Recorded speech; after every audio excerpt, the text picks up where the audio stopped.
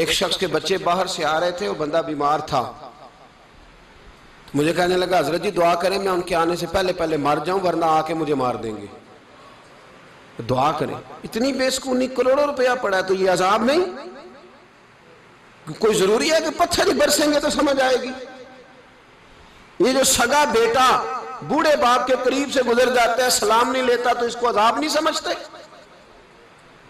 یہ جو امت کی بیٹیاں، امت کی بچیاں، ہماری بچیاں ایک ایک سال کے اندر 75,000 ہزار بچی ایک ایک ڈویژن سے بھاگ کے شادی کر رہی ہے اور ایک ایک صوبے سے، تو اس کو آپ اللہ کا عذاب نہیں سمجھتے؟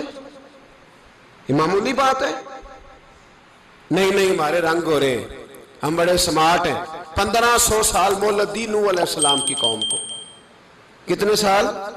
بول کے بتائیے، بول کے دوبارہ بولیے۔ 1500 سال۔